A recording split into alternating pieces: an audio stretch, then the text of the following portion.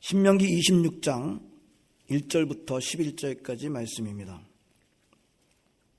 내 하나님 여호와께서 네게 기업으로 주어 차지하게 하실 땅에 네가 들어가서 거기에 거주할 때에 네 하나님 여호와께서 네게 주신 땅에서 그 토지의 모든 소산의 만물을 거둔 후에 그것을 가져다가 광주리에 담고 네 하나님 여호와께서 그의 이름을 두시려고 택하신 곳으로 그것을 가지고 가서 그때의 제사장에게 나아가 그에게 이르기를 내가 오늘 당신의 하나님 여호와께 아뢰나이다. 내가 여호와께서 우리에게 주시겠다고 우리 조상들에게 맹세하신 땅에 이르렀나이다 할 것이요.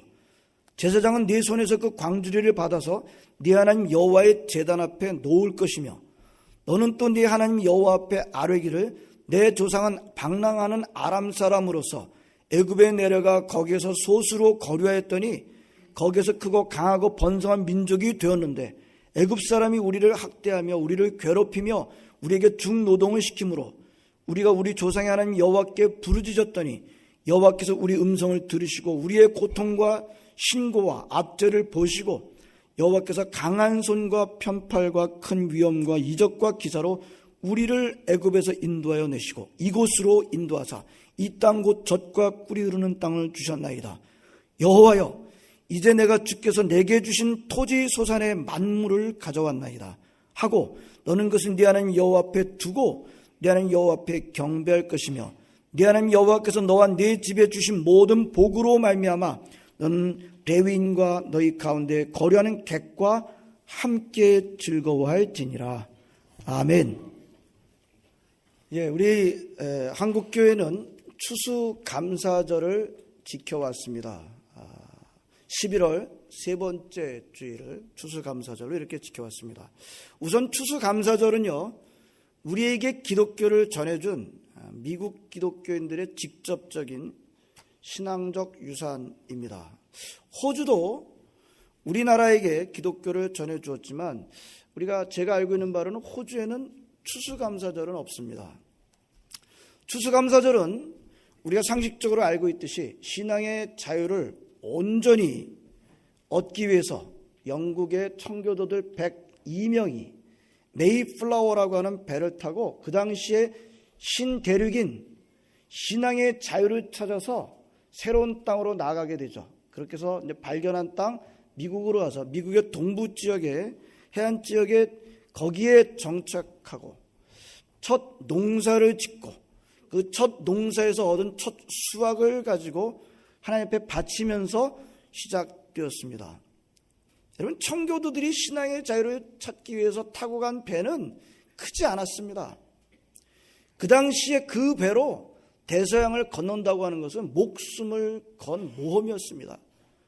지금은 비행기만 타면 얼마든지 세계 어느 곳에 갈 수 있고 커다란 배는 좌초할 위험이 없는 그런 배였습니다만 그 당시에 그렇지 않았던 것을 우리가 잘 알고 있습니다. 그 크지 않은 배로 대서양을 건넌다고 하는 것은 진짜 목숨을 건 그런 것들이었습니다. 근데 거기에 무사히 도착해서 그 개척지에 도착하면 환영하는 사람이 있었나요?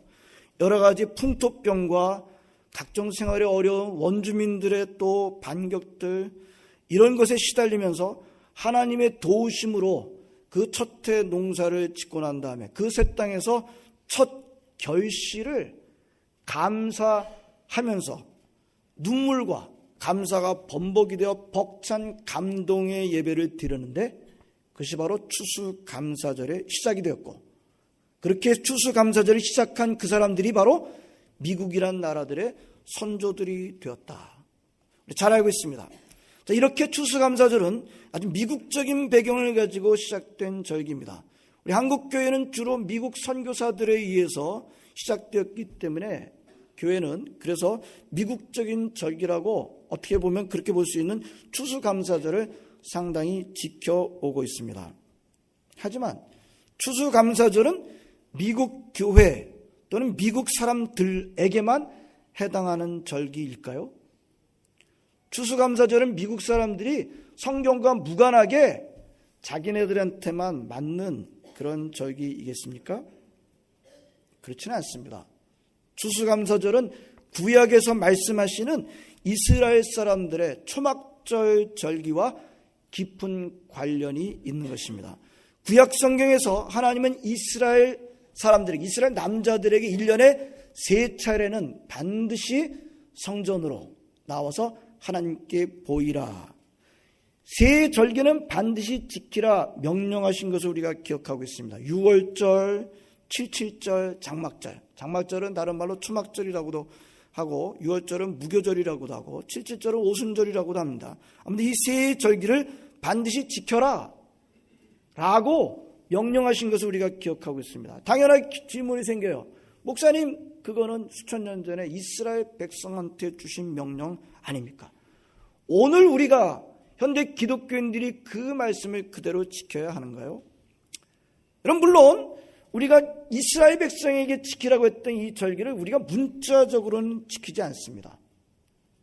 혹시 여러분들 한국 교회 가운데 지금도 그런 교회 있을 것 같은데요. 한국 교회 생활하시면서 맥주 감사원금, 맥주절 감사원금 혹시 기억나시나요? 지금도 아마 하시는 교회가 있습니다. 예, 맥주절 감사원금을 우리가 낸 적이 있는 것을 기억하고 있습니다. 예, 구약적인 그 절기를 지금도 지키고 있는 그런 교회도 없지 않아 있습니다만, 유대인들은 지금도 잘 지키고 있을 것 같아요. 근데 신약 시대 이후를 살아가고 있는 우리들이 이 구약의 절기를 지켜야 됩니까? 이 구약의 절기를 우리가 문자적으로는 지키지는 않습니다. 그렇다면 구약의 이스라엘 백성들에게 지키라고 하는 이 세 가지 절기는 우리와 전혀 무관합니까? 상관이 없습니까? 신약시대 이후로는 전혀 의미가 없는 걸까요? 우리 적어도 구약 성경을 그렇게 읽을 수는 없을 것입니다. 일부 그리스도인들이나 또 일반 사람들은 구약 성경은 이스라엘 사람들에게만 해당되는 이스라엘의 역사고 이스라엘 사람들에게만 해당된다라고 가르치고 주장하는 사람들이 있습니다. 일반인들 가운데는 김용옥이라고 하는, 도올 김용옥이라는 사람이 그런 주장을 아주 강하게 하는데, 거기에 또 예수 믿는 사람들이 그렇게 끌려가는 것을 저는 보고 답답한 마음을 가질 때가 많이 있습니다. 여러분, 우리는 그런 자세로 구약 성경을 대할 수는 없습니다. 구약 성경도 성경입니다. 예? 우리가 구약을 몇 권이요? 39권, 신약 성경 27권, 합해서 66권을 우리가 기독교의 경전인 성경으로 우리가 받아들이고 있습니다. 구약 성경도 성경입니다. 물론 구약 성경은 이스라엘 사람들에게 상당히 말씀하시는 히브리적이고 유대적인 내용들이 많이 있습니다. 거기에 들은 많은 율법과 계명과 규례들은 어떻게 보면 그 당시에만 어떻게 맞는 그런 내용들이 많이 있습니다만, 그래서 우리는 그 말씀들을 문자적으로 지금 지키고 있지는 않습니다만, 그러나 정신적으로는 그 정신은 달라지지 않았어요. 우리는 문자적으로는 지키지 않습니다만 그 내용과 정신은 달라지지 않았습니다. 왜요? 하나님은 변하시지 않으시기 때문입니다. 예? 여러분, 우리가 구약을 멀리한다면 우리는 구약의 하나님과 신약의 하나님을 다른 분으로 만들어 버릴 수 있습니다. 구약에서 하신 말씀이 잘못되거나 틀린 것이 아닙니다. 구약에서 말씀하신 상당한 율법, 계명, 규례들은 신약에 완성된 것의 그림자들이었고 예수 그리스도에서 완성된 것들입니다. 요즘 잘못된 신학들이 자꾸 구약은 신약시대 이후를 살아가는 우리하고는 관계가 없는 것으로, 이스라엘 사람들한테만 해당되는 것으로 그렇게 주장하고 가르치고 있습니다. 대단히 위험하고 잘못된 가르침입니다. 우리 하나님은 변하시지 않았습니다. 구약의 하나님과 신약의 하나님은 다르신 분이시다. 이렇게 주장하게 된다면 기독교 신앙을 심각하게 왜곡하고 오류에 빠지게 할 것입니다. 자, 구약의 규례들을 문자적으로 우리가 지키지는 않습니다만 그 밑에 있는 정신들은 달라지지 않았다. 이 정신들은 놓쳐서는 안 되는 것입니다. 추수감사절의 직접적인 유래는 미국의 건국자들이었습니다만, 청교도들이었습니다만 그 정신은 구약 성경의 가르침의 뿌리가 박혀져 있는 것입니다. 초막절이 바로 그 근거인데요. 초막절에 대해서는 신명기 16장에 잘 나와 있습니다. 한번 초막절을 잘 보시기를 바라고요. 오늘 본문은 직접적인 초막절에 관한 말씀은 아닙니다만 우리가 감사절을 왜 지켜야 되는지를 말씀하는 충분한 귀한 말씀입니다. 오늘 본문은 두 가지를 우리에게 말씀해 주고 있습니다. 우리 1절과 2절을 한번 보시기를 바랍니다. 내 하나님 여호와께서 내게 기업으로 주어 차지하게 하실 땅에 네가 들어가서 거기에 거주할 때에 내 하나님 여호와께서 내게 주신 땅에서 그 토지의 모든 소산의 만물을 거둔 후에 그것을 가져다가 광주리에 담고 내 하나님 여호와께서 그의 이름을 두시려고 택하신 곳으로 그것을 가지고 가서 바치라는 말씀이에요. 예?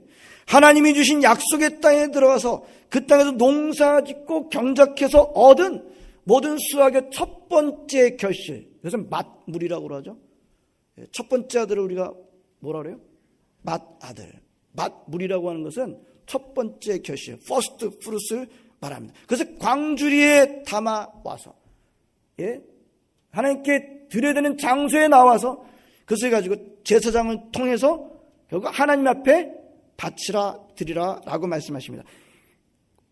바칠 때 3절에 보면 이렇게 말하라고 하고 있습니다. 제가 현대인의 성경으로 읽어드리겠습니다. 이것은 지금 바치는 이것은 나의 하나님 여호와께서 우리 조상들에게 약속하신 땅에 내가 들어온 것을 인정하는 예물입니다. 3절은 현대인의 성경으로 그렇게 되어 있습니다. 그러면 그 제사장 그 만물이 퍼스트 프루트이 담겨져 있는 그 광주리를 받아서 여호와의 제단 앞에 놓아야 한다는 것입니다. 그리고 그때 사람들은 또 이렇게 말해야 한다는 것입니다. 간단하게 하면 우리 히브리 사람들은 거기 보면 아람 사람이라고 나와 있는데요. 그 아람 사람은 히브리 사람, 유대인들을 말하는 거예요. 우리 히브리 사람들은 원래는 유목민이었는데 애굽으로 내려가서 지내다가 애굽 사람들의 학대를 받고 고통을 받았습니다. 그때 우리가 하나님 앞에 부르짖었더니 하나님께서 우리를 애굽에서 꺼내주시고 지금 이렇게 젖과 꿀이 흐르는 땅으로 우리를 인도해 줬습니다. 이 땅에 우리가 도착해서 이렇게 이 땅에서 수확한 땅의 소산의 첫 번째 열매를 가져왔습니다. 여러분은 본문에 5절서부터 10절까지의 그 짧은 내용은요, 이스라엘 사람들의 자기에 대한 고백, 하나님이 누구신지에 대한 고백은 굉장히 신학적으로 중요한 신앙 고백인 것을 우리가 볼 수 있습니다. 예, 그렇게 해서 드리라. 그러면서 오늘 마지막 절을 보게 되면 그 다음에 하나님께서 그렇게 이스라엘 백성들을 축복하신 것을 감사하면서 집에 있는 나그네들까지도 다 함께 모여서 함께 즐거워하라고 말씀하십니다. 자, 우리가 감사주의를 지키는 근거가 바로 여기에 있습니다. 오늘 본문인 신명기는 항상 우리가 수확한 열매, 우리가 얻은 열매 중에 첫 번째 열매를 하나님에게 가장 먼저 드리라고 말씀하고 있습니다. 여러분, 이게 이스라엘 사람들한테만 해당되는 말씀일까요? 첫 번째 수확을 하나님 앞에 드리십시오. 이게 이스라엘 사람들만 지켜야 되고 이스라엘 사람들한테만 국한된 말씀일까요? 신약시대 이후를 살아가는 우리들에게는 전혀 지킬 필요가 없는 것일까요? 그렇지 않습니다. 여러분, 미국의 건국자들이 바로 이 정신을 지킨 것입니다. 신앙의 자유를 위해 목숨 걸고 이주해서 가진 고생 다 하면서 그렇게 얻은 첫 번째 수확을 자기네들이 먹기도 바쁜 것을 가지고 하나님 앞에 가장 먼저 바친 거죠. 여러분, 제가 알고 있기로는 미국의 건국자들은 크리스마스보다 어떤 면에서 추수감사절을 더 크게 지키는 것으로 알고 있습니다. 우리 한국교회도 추수감사들이 미국에서 시작한 것이지만 그것이 미국 사람들만의 절기가 아니라 성경의 뿌리가 박혀 있다고 믿고 추수감사절을 함께 지켜온 것입니다. 첫 번째 오늘 교훈은 뭐냐? 토지의 만물, 퍼스트 프루트, 첫 번째 얻은 수확을 하나님께 드리라. 이 현대적으로 적용을 하면요, 여러분들이 사업을 하든 직장을 다니든 첫 번째 얻은 것을 하나님 앞에 드리라. 우리 한국교회의 그리스도인들 가운데는 이 정신을 그대로 실천하시는 분들이 계십니다. 혹시 여러분들이 그런 분들이 아니신지요? 내가 시작한 첫 번째 사업의 첫 번째 수확, 첫 번째 다니는 직장에서 얻은 첫 번째 봉급을 그대로 하나님 앞에 바치는 그런 성도들이 있는 것을 알고 있습니다. 여러분, 귀한 정신입니다. 이것은 무슨 미신적인 그런 내용들이 아니에요. 오늘 성경이 가르쳐주고 있는 이스라엘 사람들한테 해당되는 말씀이 아니라 성경이 오늘도 저와 여러분들에게 주시는 하나님의 말씀인 줄로 믿습니다. 그렇게 하나님 앞에 기쁘게 드리신 하나님의 백성들을 하나님께서는 기억하시는 줄로 믿습니다. 자, 그런데 그렇게 드릴 때 단순한 기계적으로 감동은 없이 드리라 말씀하지 않습니다. 여러분, 애굽 땅에서 자기들을 건져주시고 젖과 꿀이 흐르는 땅으로 인도해 주신 하나님이 하신 일을 감사합니다. 여러분, 출애굽 사건은 우리가 구원의 그림자죠. 썩어져 죽었던 애굽 땅에서 아무런 소망 없이 살았던 그 사람들을 하나님께서 일방적으로 구원하시고 젖과 꿀이 흐르는 땅으로 들어가게 하시는 것. 이것은 구원의 놀라운 그림자예요. 그런 구원의 은총을 받은 사람들은 그 구원의 은총을 감사하면서 올바로 기억하고 간직하게 했다고 하는 정신을 가지고 고백과 함께 드리라고 한 것입니다. 이게 중요해요. 여러분, 헌금이 세금이 아닌 점이 바로 이 점입니다. 여러분, 우리가 세금을 냅니다. 세금을 낼 때 내가 낸 세금이 이것이 사회를 건강하게 하고 가난한 사람들 돕는 일에 쓰여지게 할 거야 라고 하는 생각은 많은 사람들이 할 수 있습니다. 여러분들도 하실 거예요. 근데 이 세금을 내면서 숭고한 고백을 하면서 함께 드리는, 세금 내시는 분이 계신가요? 숭고한 고백. 그런 분들이 혹시 계실지는 모르겠습니다만 제가 아는 바로는 나름대로 세금을 기꺼이 내시는 분들은 계실지라도 숭고한 고백을 하면서 드리는, 세금 바치는 사람은 제가 잘 못 본 것 같습니다. 그러나 하나님께 드리는 예물은 기계적으로 드리는 것이 아니라 반드시 뭐가 포함되어야 된다고요? 신앙 고백이 있어야 한다는 것입니다. 여러분들 하나님 앞에 헌금을 드릴 때 그 헌금을 하나님 은혜에 감사하면서 즐거운 마음으로 드립니다. 하나님, 나를 썩어져 죽었던 나를 건져주신 하나님께 감사를 드립니다. 이런 신앙 고백과 함께 헌금을 드리실 수 있기를 바랍니다. 헌금은 세금이 아닙니다. 헌금은 복 달라고 하는 뇌물도 아닙니다. 하나님의 은혜에 대한 감사의 예물인 것입니다. 여러분들이 헌금할 때 바로 오늘 성경이 말씀하시는 대로 이런 고백으로 하시길 바랍니다. 하나님, 제가 죄 속에 빠져 있었을 때 하나님은 나를 구원해 주셨고 지금이 이렇게 풍성한 상태로 인도해 주셨습니다. 맞죠? 이스라엘 사람들만의 고백입니까? 여러분, 우리가 살고 있는 이 호주 땅이 전 세계 사람들이 가장 부러워하는 그런 곳이 아닙니까? 그 은혜에 감사하면서 제가 얻은 소중한 것 가운데서 가장 좋은 첫 번째 것을 하나님 앞에 드립니다. 헌금은 이렇게 하는 것입니다. 이것이 11조의 정신과도 맞아떨어집니다. 하나님, 제가 지금 가지고 있는 이 모든 것들은 다 하나님께서 주신 것입니다. 제 것이 아닙니다. 저는 죄 중에 빠져 있었고 무능했었고 무자격했었고 호플리스한 존재였습니다만 하나님의 일방적인 은혜로 이렇게 건짐을 받고 좋은 환경 가운데서 살고 있습니다. 그러나 하나님의 은혜에 감사하며 제가 소중한 것 가운데서 10분의 1을 구별해서 하나님 앞에 드립니다. 10분의 1은 저에게는 가장 좋은 것들입니다.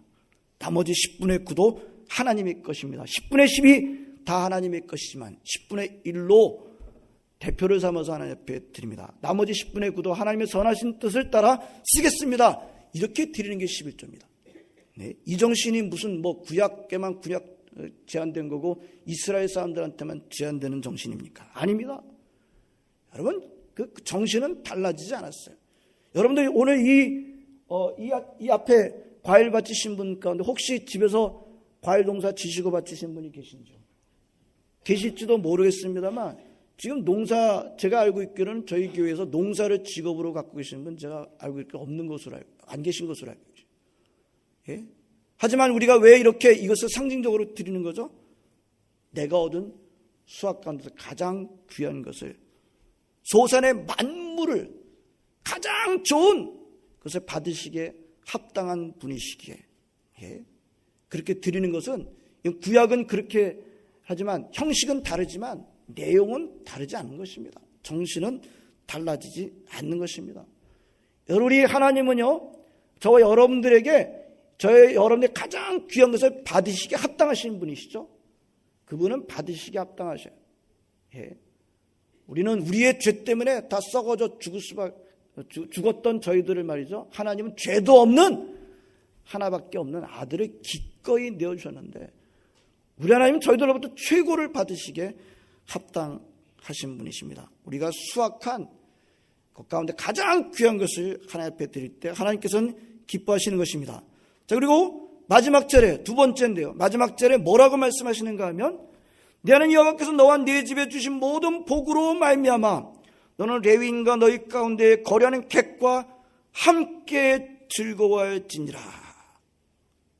나그네들까지도 객들도 함께 즐거워하라. 함께 즐거워하라는 말은 축제를 가져라, 잔치를 가져라 라는 그런 말씀입니다. 현대인들은 흔히 축제를 잃어버린 사람들이다 라고 말합니다. 여러분, 현대인들 점점 축제가 시들해져요. 광기는 증가할지 몰라요. 그러나 진정한 축하의 축제는 점점 줄어들고 있습니다. 지난주가 우리 추석이지 않았습니까? 근데 지난주 추석 시즌에 한국 신문을 이렇게 보다 보니까 이런 타이틀이 나와 있는 것을 제가 보면서 참 많은 생각을 하게 됐습니다. 굉장히 짧은 타이틀인데 여러 가지 생각을 하게 하더라고요. 무슨 타이틀인가 하면 조카는 여행 중. 무슨 말인지 이해가 되시나요? 예? 굉장히 그 기자가 말 함축적으로 추석에 조카는 여행 중. 추석 때 많은 사람들이 부모님과 고향을 찾습니다. 요즘 어떻다는 거예요? 많은 사람들이 해외 여행을 이제 가족이 간다는 거예요. 예, 추석을 이제 우리가 고향을 찾고 부모님을 찾고 우리 가족만, 우리 부모님하고 우리 자식들만 가족인 것은 아니죠. 뭐 좁은 의미의 가족이긴 하겠습니다만 우리 가족이라고 말할 때 우리 친족들, 다 우리 가족으로 이렇게 볼 수가 있는데 추석은 보통 더 큰 가족들인 친족들이 정말 하나가 되는 좋은 기회가 되는 것이 추석의 원래 정신으로 알고 있습니다. 근데 우리가 그런 기회로 삼기보다는 우리 가족만을 위해서 삼고 있다라는 것을 그런 식으로 표현한 것입니다. 물론 그런 시간이 필요할 때도 있어요. 그렇죠? 우리 가족이 좀 더 이번 시간을 통해서 좀 더 우리 가족만이 좀 잘 이렇게 좀 하나가 됐으면 좋겠다. 얼마든지 그런 필요가 있습니다. 근데 계속해서 그렇게만 한다면 그게 과연 좋기만 한지는 우리 생각해 볼 필요가 있을 것입니다. 오늘 성경은 뭐라고 말씀하고 있어요? 소득의 첫 수확 만물을 드리면서 객과 함께 즐거워해라. 거류하는 사람들까지도 피가 섞이지 않은 전혀 우리랑 어떻게 보면 그런 혈연 관계가 아닌 사람들까지도 같은 집에 있으면 나그네들까지도 함께 즐거워하라 라고 말씀하고 있어요. 여러분, 저는 주일학교를 다녔습니다만 여러분 주일학교 시절 한번 생각해 보십니까? 우리 주일학교 시절 성탄절 되면요 몇 달 전서부터 가슴이 막 그냥 울렁울렁했어요. 그러지 않았나요? 성탄절 그러면 몇 달 전서부터 가슴이 울렁울렁하고 연말 되면은 말이에요 사람이 어딘가 모르게 붕 떠가지고 다니고 제가 나이는 많지 않습니다만 그런 감정들이 점점 약해지지 않나요? 축제가 있지 않았었나요? 새벽송을 다니면서 참 밤새 가면서 다니면서 그러지 않았었나요? 요즘은 다 피곤해합니다. 현대는 참 피곤해요. 인정합니다. 근데 가만 보면 덜 피곤해하는 것도 있는 것 같아요. 다 피곤해야만 하는 것은 아니에요. 덜 피곤해하는 것 가운데 저는 생일 파티 이거는 좀 덜 피곤해하지 않는가. 제가 너무 그렇게 표현하는 것은 아닙니다. 이거 어떻게 해석할 수 있을까요? 물론 이렇게 너무 이렇게 제가 까칠하게 하는 말씀은 아닙니다만 현대인은 공동체가 누리는 축제보다 어떻게 하면 내 자신이 위한 축제. 물론 뭐라 그럴까요? 그 생일 파티에 여러 이제 친구들이 함께 와가지고 즐기는 것은 나름대로 의미가 있습니다. 그러나 더 큰 의미는 더 큰 이 하나님의 은혜 앞에 감사하면서 정말 나그네들과 함께 즐거워하는 더 큰 축제는 좀 놓치고 있는 것은 아닌가. 그런 생각을 해보았습니다. 성경이 말씀하는 기쁨은 늘 공동체적이에요. 다른 사람은 기쁘지 않은데 나만 혼자서 기뻐한다. 적어도 성경이 말씀하는 기쁨은 그런 기쁨은 아니에요. 성경이 가르쳐주는 기쁨과 즐거움은 공동체적입니다. 오늘도 그렇게 하나님 앞에 만물을 바치고 난 다음에 공동체적인 잔치를 벌여라. 함께 즐거워하라 라고 말씀하고 있습니다. 저는 우리 교회에 이런 정신이 늘 충만했으면 좋겠어요. 오늘 우리가 감사절을 지키는 것은 그런 정신을 우리가 지켜나가고자 함입니다. 하나님은 저와 여러분들이 일에서 소득한 만물 첫 번째 가장 기름진 부분을 받으시기에 합당하신 분이십니다. 아들 예수 그리스도의 기꺼이 무자격한 하나님과 원수가 됐던 하나님을 배반하고 하나님과 정말 그 원수로 살았던 저희들이 기꺼이 내어주시고 저와 여러분들 하나님의 자녀 삼아주시지 않았습니까? 그래서 오늘 우리가 이 자리에 있는 것 아닌가요? 우리가 이런 좋은 것들을 누리고 살면서 특별히 감사하실 수 있기를 바랍니다. 항상 우리에게는 가장 첫 번째, 가장 좋은 것을 하나님 앞에 드리며 예배하십시다. 그리고 함께 즐거워하십시다. 하나님이 이걸 기뻐하십니다. 우리 하나님이 기뻐하시면 어떻게 하시죠? 우리 하나님이 기뻐하시면 큰일이 납니다. 좋은 의미에서. 우리 하나님이 기뻐하시면 큰일이 나요. 좋은 의미에서. 우리 하나님 어떠신 분이죠? 우주의 주인이십니다. 우리 하나님은요, 나라 하나 일으키고 나라 하나 무너뜨리는 건 일도 아니에요. 대륙을 하나 일으키고 대륙을 없애는 것도 하나님한테 일이 아니에요. 제국을 일으키고 제국을 없애는 것도 일이 아니에요. 하나님의 마음에 들기만 하면, 하나님이 기뻐하시기만 하면, 이런 복이라는 것은 상상도 못하는 하나님 크기의 복이 얼마든지 주실 수 있는 그러신 분이신 것을 우리가 알고 있습니다. 자, 이런 기쁨과 감사함으로 말미암아 우리 시드니영락교회 전체에 하나님께서 주시는 그 풍성함이 풍성하게 되기를 주의 이름으로 축원합니다. 기도하시겠습니다. 하나님 감사드립니다. 오늘 우리 시드니영락교회 모든 성도들, 주님을 사랑하는 주의 백성들이 다 주님의 전에 나와서 함께 하나님을 예배합니다. 특별히 하나님 감사주일로, 영락 감사주일로 지키며 우리 하나님의 귀한 지난 1년 동안 지켜준 하나님의 감사드리며 예물드리며 나오게 하심을 감사를 드립니다. 하나님 그렇습니다.